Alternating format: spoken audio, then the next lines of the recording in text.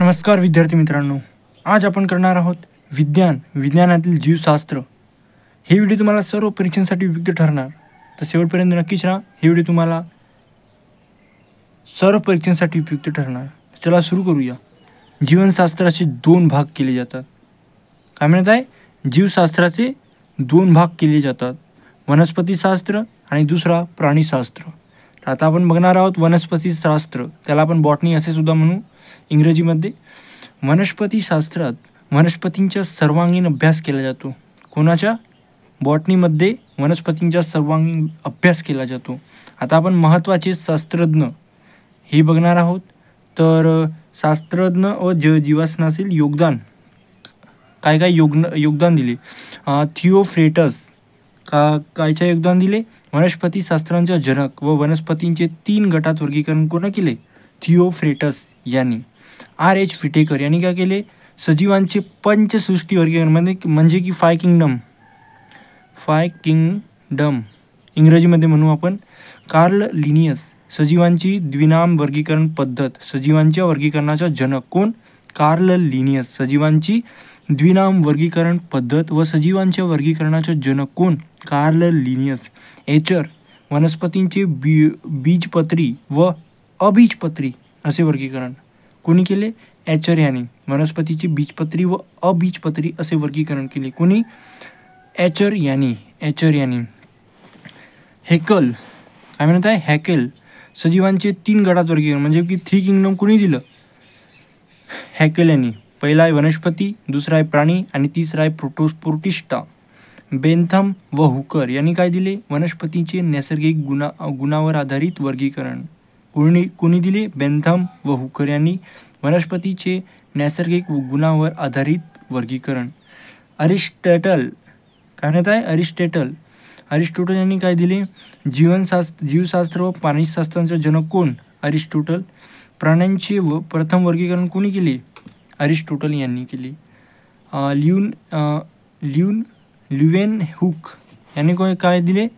नाही, डॉर्विन उत्क्रांतीवादांचा सिद्धांत कोणी दिला? डॉर्विन यांनी।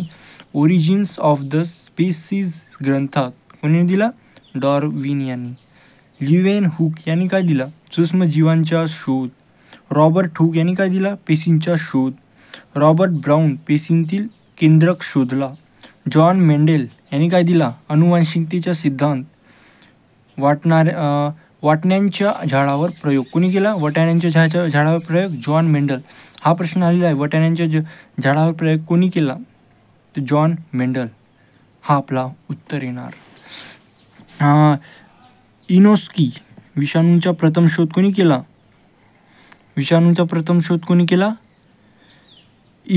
इव्हान नोस्की यांनी। तंबाखूवर कार्ल लँडस्टेनर यांनी काय केलं? रक्तगटांचा शोध केला। RH गटांचा शोध केला, जसे की RBC ORBC। रक्तगटांचा शोध कोणी केला? Carl Landsteiner. विलियम हार्वे यांनी काय केलं? रक्तभिसरणाचा शोध केला। कोणी केला? विलियम हार्वे यांनी केला। कॅसिमिर फंक यांनी काय केला? जीवनसत्वाचा शोध कोणी केला? कॅसिमिर फंक। वॅटसन व क्रिक यांनी काय केला? DNA ची रचना केली। DNA ची रचना कोणी केली? वॅटसन व क्रिक यांनी। सुटॉन सुटॉनने काय केला? गुणसूत्रांचा शोध केला। गुणसूत्राचा शोध कोणी केला? सुटॉनने केला। कृत्रिम रंगसूत्रे काय म्हणाय? कृत्रिम रंगसूत्रे कोणी दिला? हरगोविंद खुराना। कृत्रिम रंगसूत्रे कोणी दिला? हरगोविंद खुराना। अन्नसाखळी व ऊर्जा प्रवाह कोणी दिला? लीडमॅन। कोणी दिला? लीडमॅन यांनी दिला। लीडमॅन। अन्नसाखळी व ऊर्जा प्रवाहांचा शोध। व कुष्ठरोगांचा शोध कोणी केला? हॅन्सन। कोणी केला? हॅन्सन यांनी कुष्ठरोगांचा शोध। आता आपण पुढे चालूया। अलेक्झांडर फ्लेमिंग यांनी काय केला? याच्यावर तो खूप वेळा प्रश्न आलेला आहे। अलेक्झांडर फ्लेमिंग अँटीबायोटिक्सचा जनक कोण? Alexander Fleming. पेनिसिलिनचा शोध कोणी लावला? पेनिसिलिनचा शोध अलेक्झांडर फ्लेमिंग यांनी लावला। सूक्ष्मजीवांचा नाश करणारी पाश्चर क्रिया कोणी दिली? लुई पाश्चर यांनी। रेबीजवर लस कोणी दिला? लुई पाश्चर यांनी. एडवर्ड जेन्नर कोण आहेत? देवींचे लस कोणी दिली? एडवर्ड जेन्नर यांनी. जीवाणूचा अभ्यास व क्षयरोग जीवाणूचा शोध कोणी केला? Robert Koch. जीवाणूचा अभ्यास कोणी केला? Robert Koch. आता इथे गोंधळू नका. जीवशास्त्रांचे जनक कोण? ॲरिस्टॉटल. प्राणीशास्त्रांचे जनक कोण? ॲरिस्टॉटल. व वनस्पतीशास्त्रांचे जनक कोण? थिओफ्रेटस. औषधशास्त्राचे जनक कोण? हिप्पोक्रेटस. आयुर्वेदांचे जनक कोण? चरक. शस्त्रक्रिया शास्त्रांचे जनक कोण? सुश्रुत. अनुवांशिकतेचा जनक कोण? मेंडेल. शास्त्रज्ञ व त्यांनी केलेले वर्गीकरण. शास्त्रज्ञ कार्ल लिनियस. कोणी दिला? कार्ल लिनियसने सृष्टी किती दिली? 2 दिले. वर्गीकरण वनस्पती व प्राणी. हेकल यांनी किती दिले? 3 दिले. प्रोटिस्टा वनस्पती व प्राणी. कॉपलँड यांनी किती दिले? 4 दिले. मोनेरा, प्रोटिस्टा वनस्पती व प्राणी. रॉबर्ट विटेकर यांनी दिला 5 किंगडम. इथं पाहिलं होतं ना समोर. रॉबर्ट विटेकर यांनी दिले. पेशींचा शोध यांनीच केला. नाही, पेशींचा शोध तर रॉबर्ट हुक यांनी केला. रॉबर्ट विटेकर यांनी मोनेरा, प्रोटिस्टा, कवक, वनस्पती व प्राणी यांचा शोध केला. हे किंगडम दिलं आहे ना. वनस्पतीचे वर्गीकरण पाहूया आता. अनेक शास्त्रज्ञांनी आपापला अभ्यास, अनुभव, संकल्पना आणि यानुसार सजीवांचे विविध गटात वर्गीकरण केले. थिओफ्रेटसचे वनस्पती वर्गीकरण, जसे की वनस्पती, वृक्ष, झुडपे, वेली यांच्यावर यांनी थिओफ्रेटस यांनी अभ्यास केला. R.H. विटेकर यांनी काय दिला? पंचसृष्टी. काय दिला? पंचसृष्टी. R.H. विटेकर यांनी काय दिला? पंचसृष्टी. फर्स्ट टाइप सृष्टी मोनेरा जीवाणु व सृष्टी प्रोटिस्टा सेवालो प्रोटोजोआ. शुवक सृष्टी कवक यानी क्वीन और भूक्षत्र. सृष्टी वनस्पती यानी झाडे आणि झुडपे. सृष्टी प्राणी यानी लहान मोठे प्राणी है ना. आता समोर चालू आहे प्लांटी, फंजाय. हे प्लांटी असं दिसतंय, फंजाय असं दिसतंय. ॲनिमलिया, प्रोटिस्टा अँड मोनेरा. द्विनाम वर्गीकरण म्हणजे की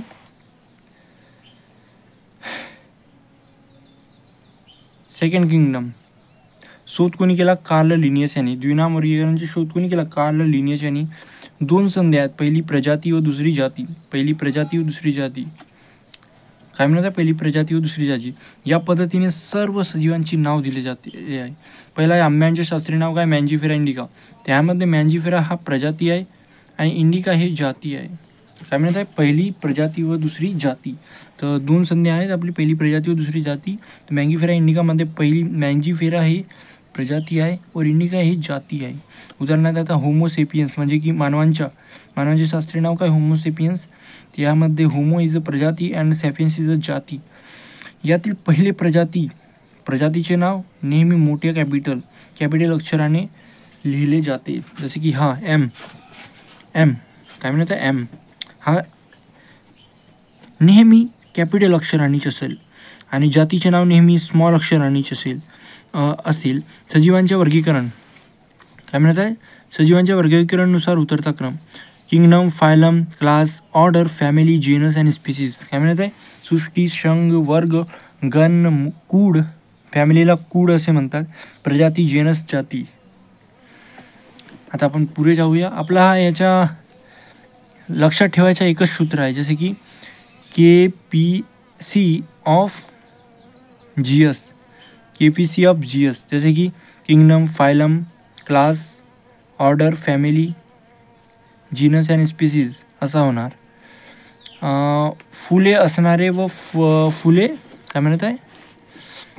फुले असणाऱ्या व फुले नसणाऱ्या वनस्पतींना अनुक्रमे सपुष्प व अपुष्प वनस्पती म्हणतात. फुले असणारे मतलब की सपुष्प और फुले नसणारे म्हणजे की अपुष्प असं आपण म्हणू शकतो. वनस्पतीचे प्रकार किती आहेत? वनस्पती प्रकार आपण बघणार आहोत. सपुष्प वनस्पती. तर फुले असणाऱ्या वनस्पतींना सपुष्प वनस्पती म्हणतात. सपुष्प वनस्पतींचे 2 गटात वर्गीकरण केले जाते. किती गटात? 2 गटात. सपुष्प वनस्पती जसे की अनावृत्तबीजी व आवृत्तबीजी. जसे की जिम्नोस्पर्म अँड अँजिओस्पर्म. बीज म्हणजे की बीजे उघडी असतात. जिम्नोस्पर्ममध्ये बीजे उघडी असतात व अँजिओस्पर्ममध्ये बीजे फळामध्ये झाकलेली असतात. अँजिओस्पर्ममध्ये बीजे फळामध्ये झाकलेली असतात. फांद्या नसतात. जिम्नोस्पर्ममध्ये फांद्या नसतात, हे लक्षात ठेवा. आणि अँजिओस्पर्ममध्ये फांदे असतात.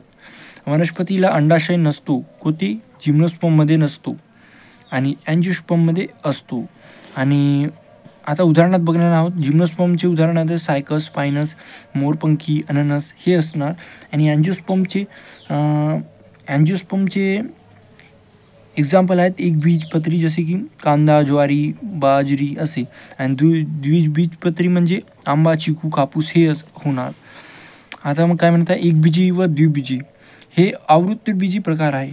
काय म्हणत आहे, आवृत्तबीजी, एक बीजी व दोन बीजी. जसे की आवृत्तबीजी म्हणजे की अँजिओस्पर्म. ते आपण बघणार आहोत वनस्पती प्रकार एक बीजी व द्विबीजी. इतर नाव काय, एकदल वनस्पती व द्विदल वनस्पती. बीजांचे एकच दल असते.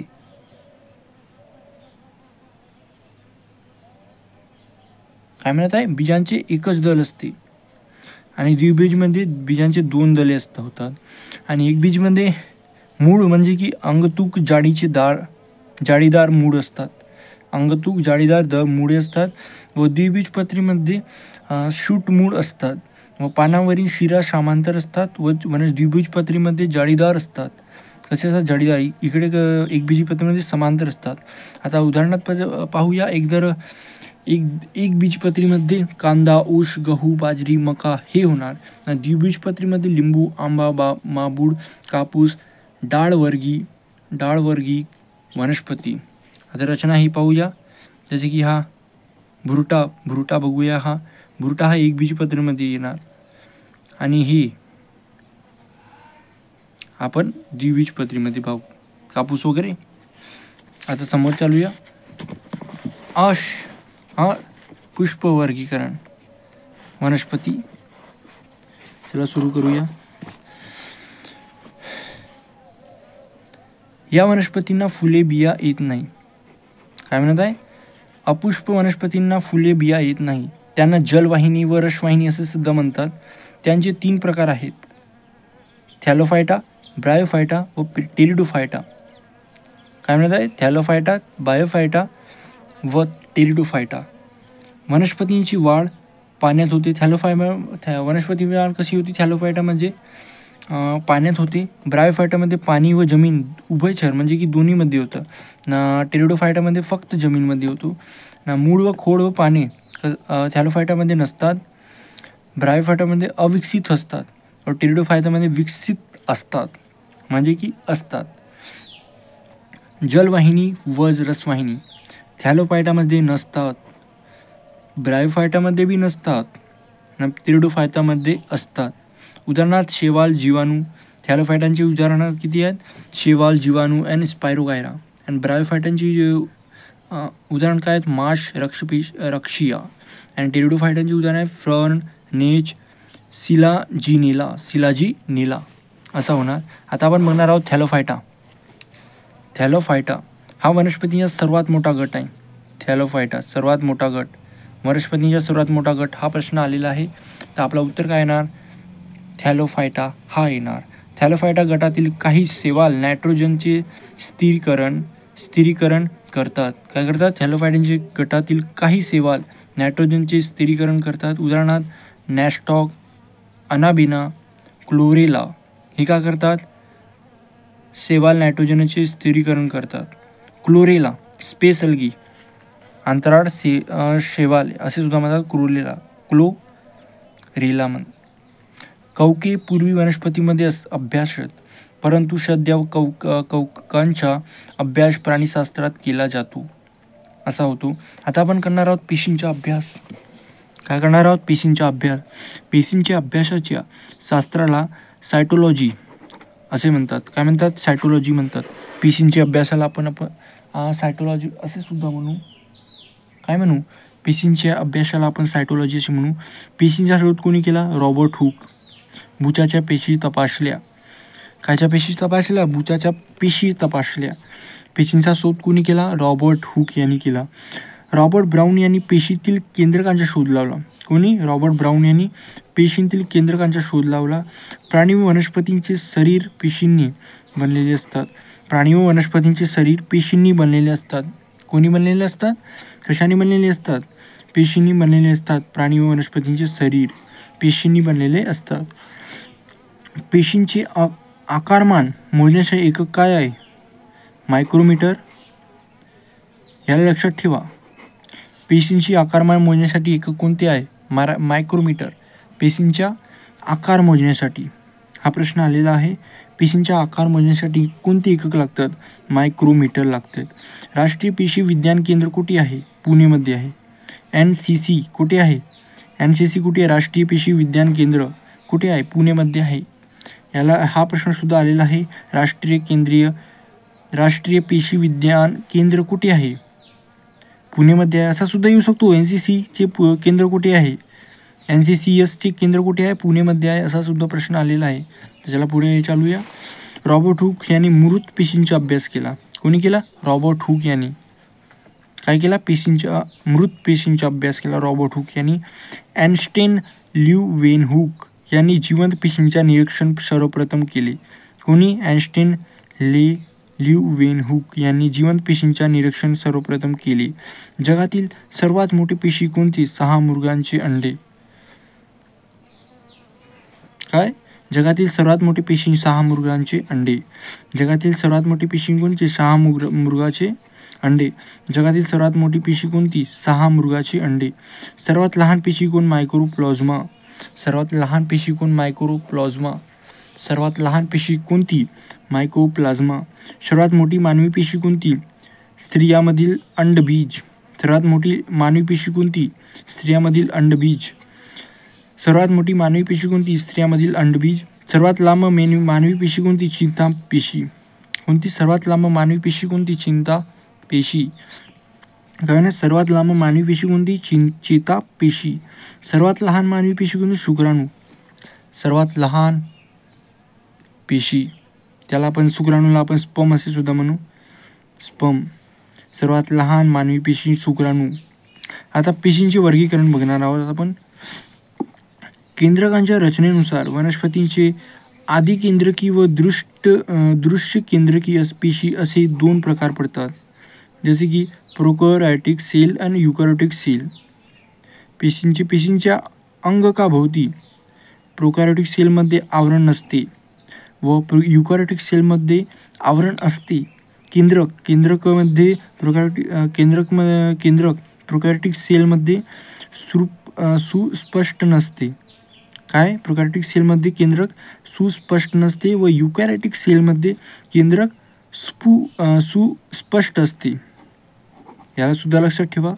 प्रोकॅरियोटिक सेलचे गुणसूत्र 1 आहे व युकॅरियोटिक सेलचे गुणसूत्र 1हून अधिक असते.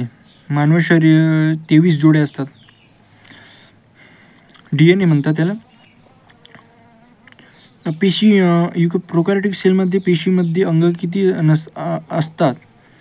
पेशीमध्ये अंगके असतात प्रोकॅरियोटिक सेलमध्ये व युकॅरियोटिक सेलमध्ये पेशीमध्ये अंगके असतात. विकसित असतात अंकी. आता प्रोकॅरियोटिक सेलचे एक्झाम्पल बघूया. जीवाणू, नील, हरित, शैवाल हे प्रोकॅरियोटिक सेलचे एक्झाम्पल आहेत. काय आहेत प्रोकॅरियोटिक सेलचे एक्झाम्पल? कोणते? शैवाल, नील, हरित, शैवाल. व युकॅरियोटिक सेलचे एक्झाम्पल काय? वनस्पती व प्राणी पेशी. वनस्पती व प्राणी पेशी. वनस्पती व प्राणी पेशी.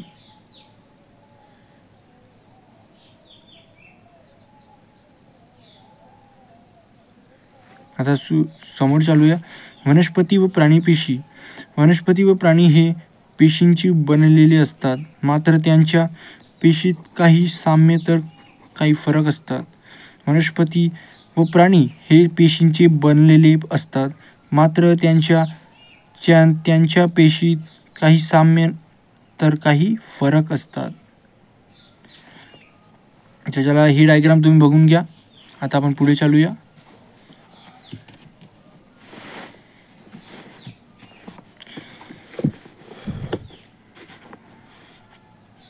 पेशी. वनस्पती पेशी आकार कसे असतात? तुलनेने मोठा असतात व प्राणी पेशींचे आकार कसे असतात? तुलनेने लहान असतात. वनस्पती पेशींचे पेशी भित्तिका कशी असतात? भित्तिका कशी असते? सेल्युलोजची बनलेली असते. काय बनलेली असते? सेल्युलोजनी बनलेली असते वनस्पती पेशींची पेशी भित्तिका. आणि प्राणी पेशींची भित्तिका कशी असते? नसते, त्याऐवजी पेशी द्रव्य पटल असते. वनस्पती पेशी म्हणजे मध्ये हरित लवके असतात का नसतात? असतात. आणि प्राणी पेशीमध्ये नसतात. वनस्पती पेशीमध्ये अन्न प्रकाश संश्लेषणाद्वारे तयार करतात व प्राणी पेशीमध्ये अन्न वनस्पतींवर अवलंबून असतात. कोणावर? वनस्पतीवर अवलंबून असतात. वनस्पती पेशी यामध्ये भित्तिका आकाराने मोठी असते व प्राणी पेशीमध्ये रिक्तिका आकाराने लहान असते. पेशींना नष्ट करणारे लयकारिका नसतात व प्राणी पेशीमध्ये असतात. आता आपण प्राणीचे घटक बघणार आहोत. काय बघणार आहोत? पेशींचे घटक बघणार आहोत. अंगके, पेशीपटल, प्रद्रव्य पटल, सेल मेम्ब्रेन बघणार आहोत. सेल मेम्ब्रेन म्हणजे की पेशीपटल. पेशीपटल हे प्राणीपेशीतील सर्वात मोठे, सर्वात बाहेरचे आवरण असते. तर वनस्पती पेशींतील बाहेरून दुसरे आवरण असते, कारण प्राणीपेशीमध्ये पेशी भित्तिका नसते. पेशी द्रव्याभोवती असणारे पटल. सर्व सजीवांचे साखळी रचना मेंदांचे बनलेले असते. काय? पेशीपटल. उपयोग काय असते? पदार्थांचे वहन करण्यासाठी काय करते? पेशीपटल उपयोगी पडते, पदार्थांचे वहन करण्यासाठी.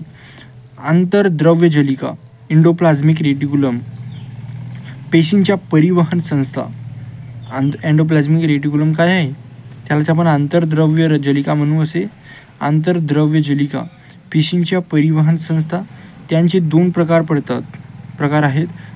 खंडबंडित आंतरद्रव्यजलिका प्रथिनांचे संश्लेषण करतात, त्यांना रायबोझोम्स असतात. गुळगुळीत आंतरद्रव्य जलिका मेदांचे संश्लेषण करतात, त्यांना रायबोझोम्स नसतात.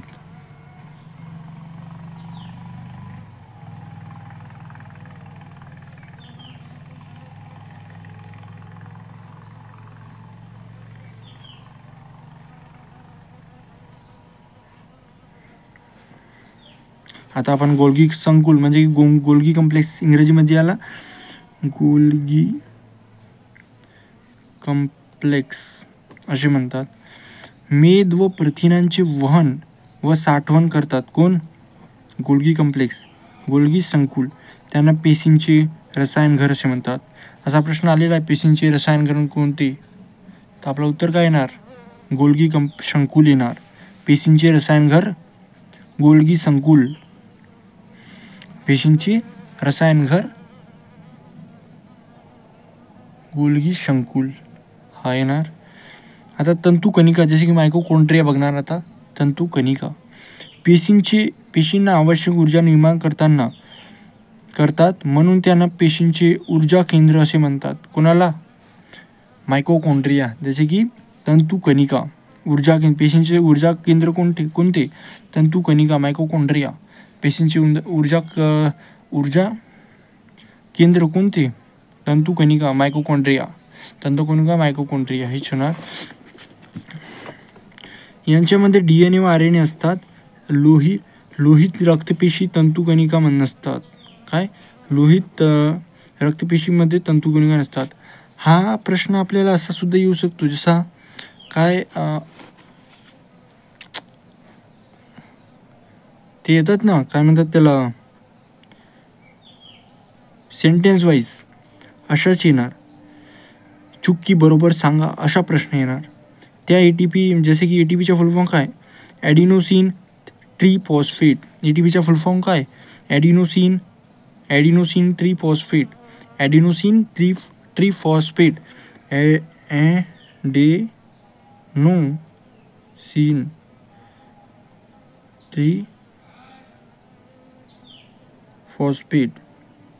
हा ATPचा फुल फॉर्म आहे. ATPचा फुल फॉर्म आहे ॲडिनोसिन ट्रिफॉस्फेटची निर्मिती करतात. कोण? मायटोकॉन्ड्रिया. हरित लवके क्लोरोफाईल. काय बनणार आहोत? हरित लवके क्लोरोफाईल. फक्त हिरव्या वनस्पती असतात. फक्त हिरव्या वनस्पती असतात, त्यामुळे वनस्पती हिरव्या दिसतात. हरित लवकांत रुबिस्कोविकर आढळते. प्रकाशांच्या अन्नद्रव्यात हरित लवके अन्न तयार करतात. क्लोरोफिल मूलभूत घटक. क्लोरोफिल मूलभूत घटक.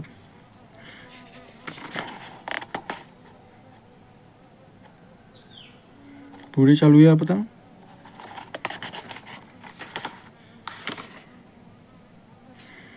केंद्रक न्यूक्लियस बघा. पेशींची सर्वात महत्त्वाची अंग कोणती? न्यूक्लियस. पेशींच्या सर्व कार्यावर नियंत्रण कोण ठेवतो? न्यूक्लियस. कार्य: पेशी विभाजन, जनुकीय साठवण, चयापचय, गुणसूत्रांचे वहन. न्यूक्लियस. केंद्रकात DNA असतो. सस्तन प्राण्यांमधील लोहित, रक्त कणिकांमधील RBC केंद्रक नसतात. उपवसा. आता आपण दुसऱ्या पार्टमध्ये पाहू. थांबूया इथेच. न्यूक्लियस.